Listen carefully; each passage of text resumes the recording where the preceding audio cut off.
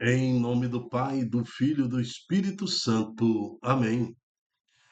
Reflexão do dia 28 de janeiro de 2025. São Tomás de Aquino, presbítero e doutor da Igreja. Memória, terça-feira. São Tomás de Aquino, o Doctor Angélicos, século XIII, Itália. Hoje lembramos uma das maiores figuras da teologia católica, São Tomás de Aquino. Nasceu em 1225 no castelo de Roccasecca, no sul de Lácio, Itália. Pertencia a uma nobre família, o qual lhe proporcionou ótima formação.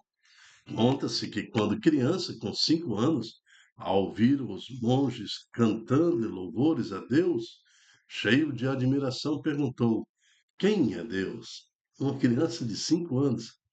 Pregador, oficial, professor e consultor da ordem, São Tomás de Aquino escreveu, dentre tantas obras, a Suma Teológica, dividida em 5 partes, onde demonstrava a existência de Deus. São Tomás de Aquino deixou para toda a Igreja o testemunho e praticamente a síntese do pensamento católico. Sua canonização aconteceu em 18 de julho de 1323, pelo Papa João XXII. Em 28 de janeiro de 1567, recebeu do Papa Pio V o título de doutor da Igreja e passou a ser chamado de doutor angélico, Doctor Angélicos, pelos clérigos. São Tomás de Aquino, rogai por nós. Na primeira leitura de hoje, nós vamos ir em Hebreus a reflexão de Paulo, né, também um grande teólogo da igreja, ele falando sobre o verdadeiro sacrifício, comparando que o sacrifício de animais no templo e tudo mais era tudo provisório, e que Jesus realmente é o Cordeiro Eterno, sempre naquela visão e reflexão de Paulo, que escreve aos Hebreus, mostrando a importância, a verdadeira dinâmica da salvação de Deus através da misericórdia em Jesus Cristo. Jesus, o verdadeiro Cordeiro, aquele que deu a sua vida por cada um de nós. Foi por você, foi por mim, foi por cada um de nós que Jesus entregou-se à cruz. Irmãos, a lei possui apenas os esboços do bens futuros e não um modelo real das coisas. A lei não possui um modelo real das coisas. Se a gente quiser viver só pela lei, mas ninguém vai ser salvo. É isso que ele está falando. Ninguém vai ser salvo. Aliás, o próprio Jesus fala, né? Ao homem é impossível a salvação. Mas como, Senhor, um homem é impossível? E nós largamos tudo para te seguir, os apóstolos falaram para Jesus. Mas Jesus fala: ao homem é impossível. Somente pela misericórdia de Deus é que nós encontramos a salvação, né? Então, por isso que a fé nos leva à misericórdia. Também o seu sacrifício, continua a leitura, sempre iguais e sem desistências repetidas cada ano, ela é totalmente capaz de levar à perfeição aqueles que se aproximam para oferecê-lo. Então, o sacrifício de animais também, ela é ineficaz, porque todo ano tem que fazer sacrifício, toda hora. Se não fosse assim, não se teria deixado de oferecê-los. E se os prestam culto uma vez purificado, já não tivesse nenhuma consistência dos pecados, porque os primeiros cristãos deixaram de oferecer sacrifício, porque Jesus já falou para eles: ó, eu sou o verdadeiro sacrifício, eu e o Pai somos um. Então, assim que Jesus é, morre na cruz, cessa-se o sacrifício. Por coincidência ou providência de Deus, também o templo é destruído nos anos 70. destrói-se o templo quase que por completo, e nos anos 136 destrói e não fica pedra sobre pedra até os dias de hoje. Não tem templo em Jerusalém para se oferecer sacrifício. Não é uma evidência divina de que Jesus é o verdadeiro sacrifício, então por isso não se faz mais, não se imola mais animais, né, até os dias de hoje. Ainda há um sinal profético, né? Há um sinal apocalíptico da construção do terceiro templo de Jerusalém. Quando nós entendermos e vermos que isso está acontecendo, nós vamos entender também que há uma abominação, que a verdadeira apostasia está se sendo instituído em todo o mundo. Porque não tem sentido você ter um templo de sacrifício e voltar a sacrificar animais quando você tem o sacrifício perfeito que é Jesus. Se não fosse assim, não se teria deixado de oferecê-los, se os que prestam culto, uma vez purificado, já não tivessem nenhuma consciência dos pecados, mas, ao contrário, é por meio destes sacrifícios que anualmente se renova a memória dos pecados. Então, ó, quando você sacrifica animais, você fica ali toda hora relembrando que você é um pecador, né? Porque a ineficiência desses sacrifícios. Pois é impossível eliminar os pecados com o sangue de touros e bodes. Versículo 5.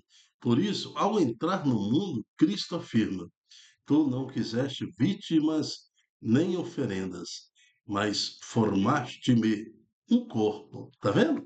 Ele se comparando, ele se colocou e catequizou os seus discípulos e a igreja, falando: Eu sou o Cordeiro de Deus. João Batista falou sobre Jesus. Eis o Cordeiro de Deus que tira o pecado do mundo.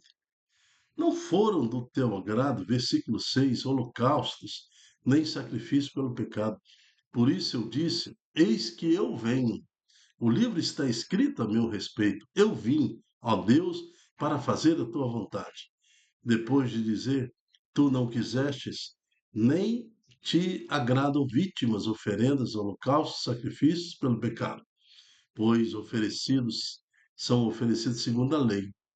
Ele acrescenta: Eu vim para fazer a tua vontade. Com isso, suprime o primeiro sacrifício, para estabelecer o segundo, que é eterno, que é de Jesus. É graças a esta vontade que somos santificados pela oferenda do corpo de Jesus, realizada uma vez por todas. Palavra do Senhor. Graças a Deus. Entende agora o sacrifício de Jesus? Ele é o Cordeiro perfeito, né? Depois de Jesus, por seu sangue ser eterno, que quem purificava era o sangue, né? O sangue era aspergido sobre a Assembleia, o sangue do cordeiro, do touro, era aspergido. Agora, o sangue santo e purificado do Senhor é aspergido também sobre nós, aspergido sobre nós. Assim, desta forma, o sangue derramado na cruz penetra o solo, né? E assim como quando Caim matou Abel, né? O sangue de Abel, ele penetrou o solo, condenando todos os homens, né? Condenando. Foi o primeiro crime que aconteceu, assim condenava os homens, o sangue derramado de Abel no solo, né? E sendo consumido pelo solo e lembrando, fazendo uma marca permanente da maldade do homem. Assim, o sangue de Jesus, também santo e purificado e eterno, também agora purifica o solo. E esse sangue nos purifica da culpa, chegando aos infernos, tá? Chegando aos infernos. E quando Jesus foi sepultado, morto e sepultado, desceu a mansão dos e ali nos purifica, nos santifica de toda a culpa. Por isso que Jesus é um sacrifício perfeito, um cordeiro imolado, um cordeiro perfeito do Senhor. Então, o próprio Jesus fala de si mesmo, né? Eu sou O livro está escrito sobre mim. Eu sou o verdadeiro holocausto que tira o pecado do mundo. Eu sou o cordeiro que tira. Eu e o Pai somos um. Eu estou aqui para fazer a vontade do Pai. E a vontade do Pai era entregar o seu filho para que, a partir dele, nós pudéssemos ser livres. Amém. O salmo de hoje é o Salmo 39. Eis que venho fazer com prazer a vossa vontade, Senhor. Jesus falou isso, né? 1000 anos antes, já profetizávamos de Jesus, e Jesus fala, repete isso aí. Esperando, esperei no Senhor. Inclinando-se, ouviu o meu clamor. Canto novo ele pôs em meus lábios. Um poema, um louvor ao Senhor. Sacrifício e oblação não quisestes, mas abriste, Senhor, meus ouvidos. Não pedistes oferta nem vítimas, holocaustos por nossos pecados. Então eu vos disse: Eis que vem. Salmo 39. As Escrituras falando de Jesus, profeticamente de Jesus. E Jesus repetindo isso, todos esses salmos com toda a evidência escrita, com toda a evidência da palavra, a profecia, uma por uma se cumprindo. Eu não sei como as pessoas não acreditaram imediatamente na época, né?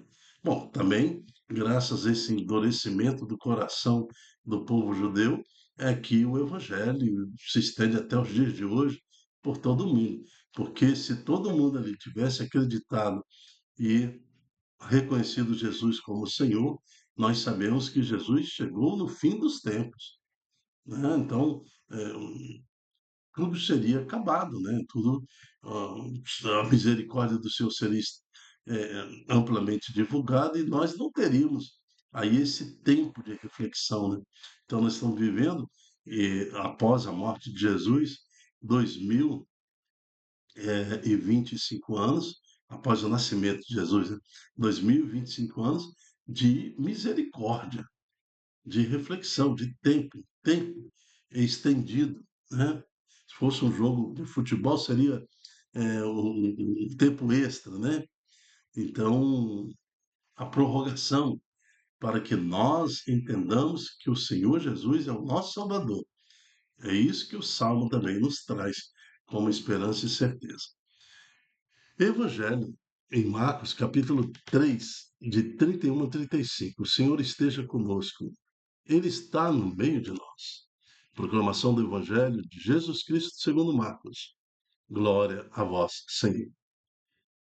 Naquele tempo, chegaram a mãe de Jesus e seus irmãos, porque Jesus estava pregando ali na região onde nascera, ele está bem conhecido na região.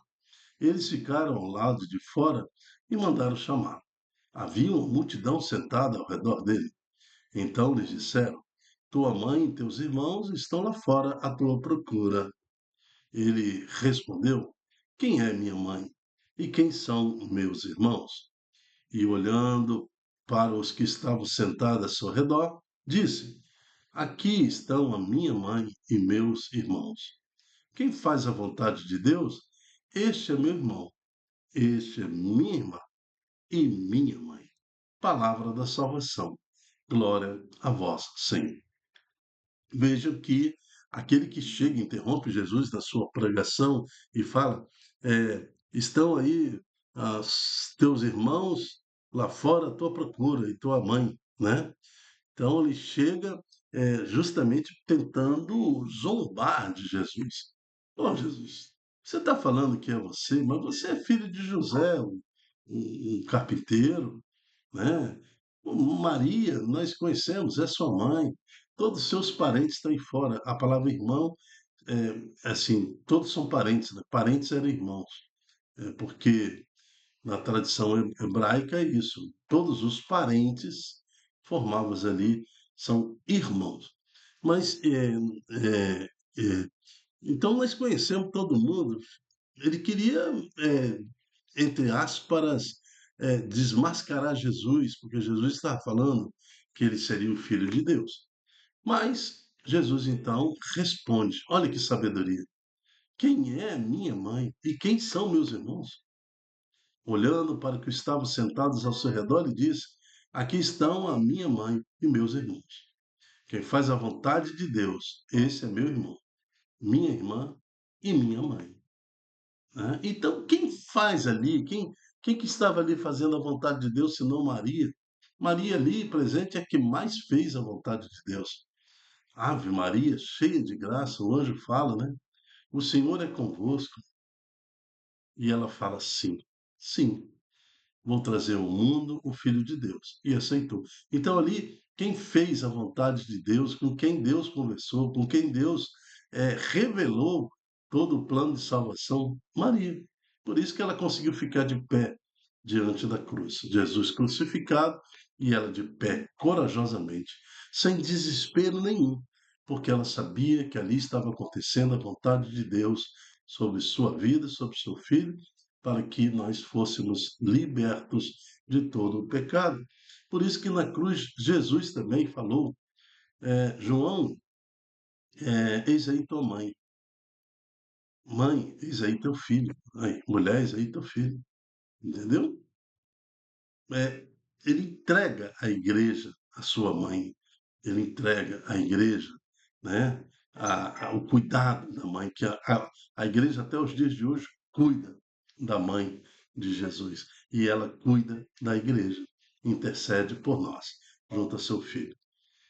Então está aqui, no evangelho de ontem também, os fariseus e doutores da lei criticaram Jesus porque ele estava expulsando demônios.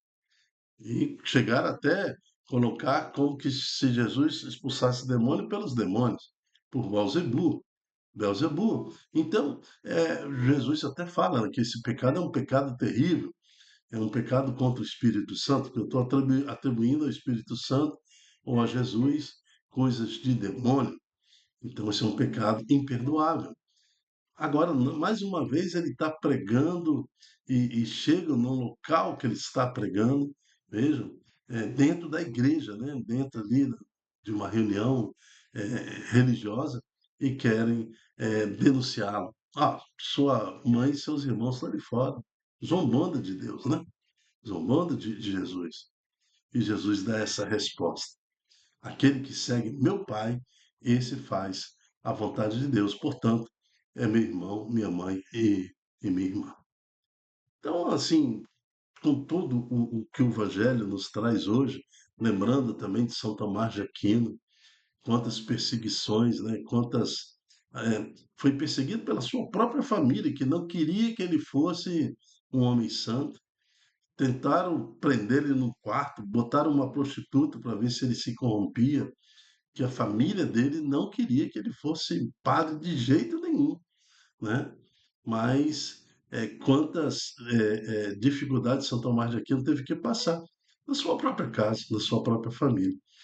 O livro, a primeira palavra de hoje, o livro de Hebreus, capítulo 10, traz também essa dificuldade do povo entender, a própria igreja da época, né? Não entendia o valor de sacrifício em Jesus Cristo, embora todas as profecias fossem cumpridas. Perseguição de dentro da igreja. Isso nos traz o Salmo e, finalmente, o Evangelho de hoje. Que tenhamos a certeza de estarmos seguindo um verdadeiro Deus, um verdadeiro Senhor, que em Jesus Cristo nos deu essa libertação, né, dos pecados. E que o sangue derramado de Jesus possa purificar a nossa alma em busca da nossa salvação eterna. Amém. Eu me chamo Dilton Góes. O nosso projeto chama-se Ai de mim se não evangelizar. Seja você também um anunciador da Boa Nova, divulgando em suas redes sociais este estudo, esta pregação, este ensino, para que mais corações acolham a palavra de Deus e aceitem o sangue libertador de Jesus em suas vidas. Amém. Até a próxima, se Deus quiser. Tchau, tchau.